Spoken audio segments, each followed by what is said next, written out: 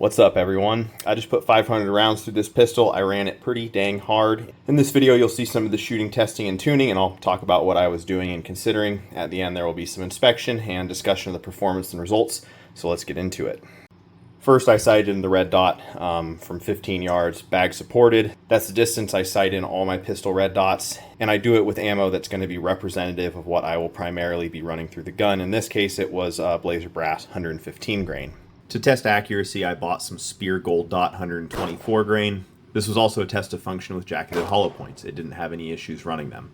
I shot these groups at 25 yards from bag support. It was frustrating because I could feel that I pulled one shot in each group. I shot 2 more groups of 5 after this, and these 2 first ones were the best. They're both just over 2 inches. I didn't get the best fit on the barrel hood on this, width or length. That may cause some shot-to-shot variation, but I don't think I can shoot much better than this either. In any case, this pistol seems plenty accurate to me, and I'm likely the limiting factor here.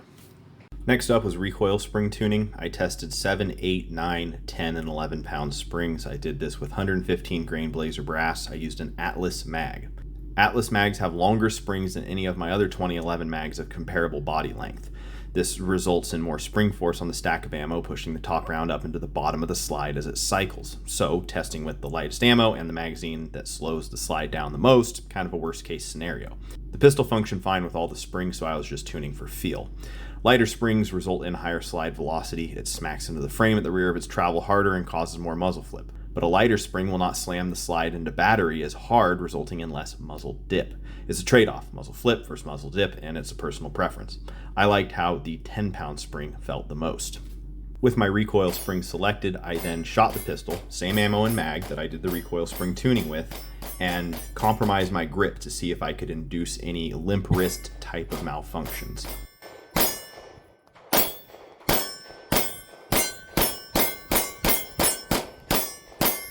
No issues there. Next, I needed to check my extractor adjustment. I picked this test up from 10.8 Performance, shout out to Hilton Yam. Chamber around, then take the mag out and fire. When the case is extracted out of the chamber, there's no longer another round under it to support it, but the extractor tension should be enough to hold it in place on the breech face. If the tension's inadequate, the ejection will look different than when the mag is inserted, because the case can move around on the breech face and hit the ejector in a different spot.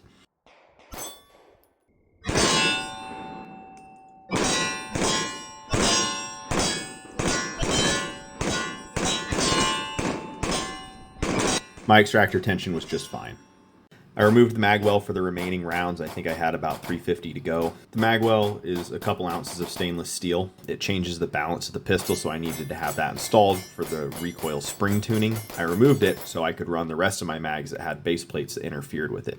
During the remaining rounds, I had 2 stoppages, but I'm quite sure they were user-induced, and I will elaborate more after this shooting footage. All this ammo was 124 grain FMJ Blazer Brass.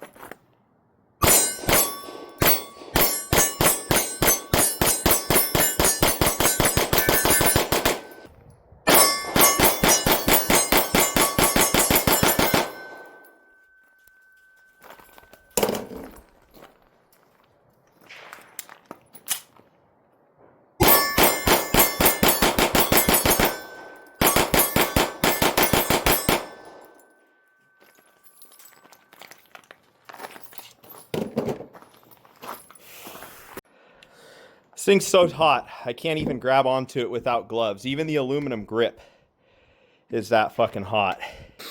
200 degrees at the muzzle. Woo!